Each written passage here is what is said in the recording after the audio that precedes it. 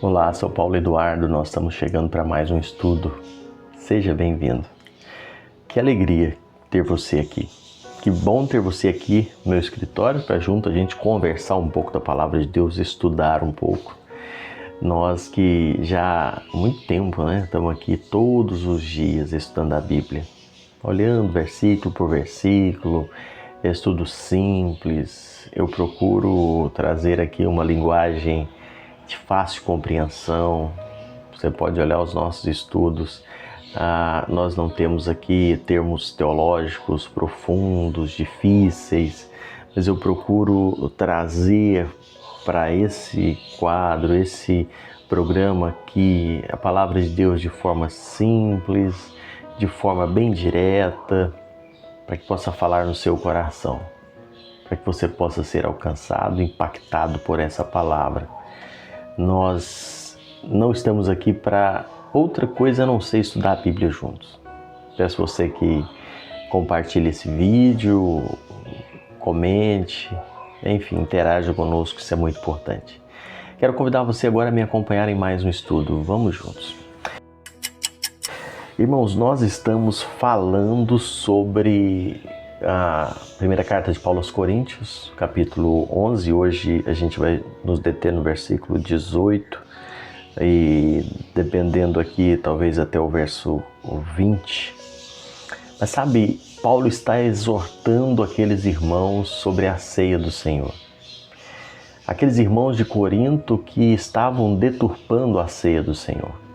Aqueles irmãos que o próprio Paulo disse que tinha algo muito sério para falar com eles. Paulo usou uma palavra, e já estudamos isso aqui em dias anteriores, mas só para te lembrar, Paulo disse para aqueles irmãos: vocês estão reunindo para pior e não para melhor. Algo muito forte, algo muito pesado, Paulo disse para aqueles irmãos ali. Vocês estão estudando, vocês estão reunindo para pior. Pela atitude deles.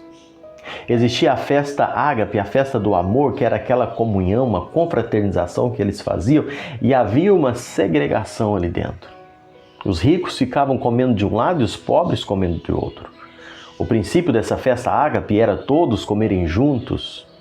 O princípio era que ricos e pobres comessem juntos ali, que os irmãos pobres fizessem pelo menos uma boa refeição por semana, visto que a ceia celebrada, entendemos pelas escrituras que a ceia celebrada semanalmente, naquele tempo, e tem aquele tempo. Mas o que eles faziam? Não, você come num canto, fica para lá, porque você não trouxe nada, é pobre. Os ricos comiam daqui. E depois queriam sentar para partilhar a ceia. E Paulo abomina isso, reprova essa atitude. Eles ajuntavam para pior. Eles reuniam, mas não havia harmonia no meio deles. O verso 18, Paulo diz assim: porque antes de tudo estou informado haver divisões entre vós quando vos reunis da igreja. E eu, em parte, o creio. Paulo diz: olha, eu fiquei sabendo que tem muita divisão entre vocês e eu acredito que tenha mesmo.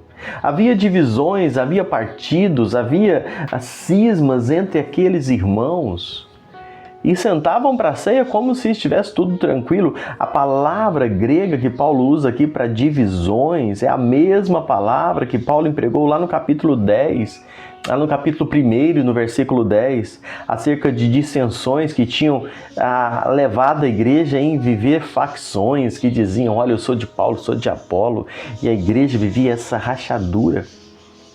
Essas se intrometeram na parte mais santa do culto, que era a ceia do Senhor. Essas mesmas divisões, eles estavam dentro da igreja, mas eles não tinham uma só alma. Os ricos estavam de um lado, os pobres estavam do outro. Os crentes de Corinto valorizavam as pessoas pela grife da roupa que usavam, pelo título das pessoas, pela posição que ocupavam na sociedade, e eles eram separados pelo status social das pessoas. Eles não tinham uma só alma, um só coração, um só entendimento, um só propósito. Havia ajuntamento, mas não havia comunhão entre eles. Havia uma triste segregação, uma triste separação. Eles eram separados e viviam separados pelo dinheiro que possuíam. Os crentes ricos não misturavam com os crentes pobres. Eles olhavam como se vestiam, como se portavam, com os títulos que possuíam, e havia essa separação, essa segregação. E eu leio isso aqui e eu fico pensando o risco de ainda hoje acontecer isso.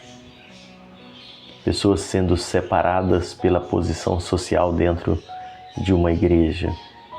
Pessoas sendo separadas pelas roupas de marca que usam, pelos títulos que possuem, pelo nível de escolaridade que têm. Quando na verdade na igreja deveria ser ou deve ser um corpo só. O Evangelho quebra todas essas barreiras. O Evangelho quebra a barreira entre ricos e pobres, doutores, analfabetos. O simbolismo da ceia, todos sentando em torno de uma só mesa, partilhando os mesmos emblemas, para mostrar que somos um só corpo em Cristo Jesus. Eu disse no último estudo que eu vi recentemente uma chamada à igreja, e com todas as aspas possíveis, onde existe a área VIP.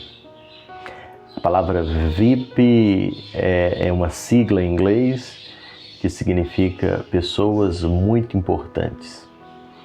E essa igreja existem cadeiras reservadas, uma área reservada para pessoas muito importantes. Então, um irmãozinho, uma irmãzinha mais simples, ela não pode sentar naquelas cadeiras. E eles não são, né? Existe isso. São obrigados a sentar separado. E os importantes, famosos, graduados, com dinheiro, têm que sentar naqueles lugares. E sabe, irmãos, isso é uma figura de falta de comunhão. Estão juntos, estão num ajuntamento, mas não têm comunhão. Que tristeza! Mas é uma realidade em alguns lugares. E nós precisamos ser exortados e lembrar, na Igreja de Cristo não há isso. Eu já tive a oportunidade de ver e compartilhar de ambientes de igrejas onde existiam grandes pessoas, humanamente falando, existem pessoas com patentes altas, igrejas onde um juiz de direito estava lá no ambiente varrendo o piso, o pátio da igreja, onde um comandante da polícia militar daquele estado estava lavando os banheiros daquela comunidade. E eu vi aquilo e os meus olhos encheram de lágrimas de pensar o que o Evangelho faz.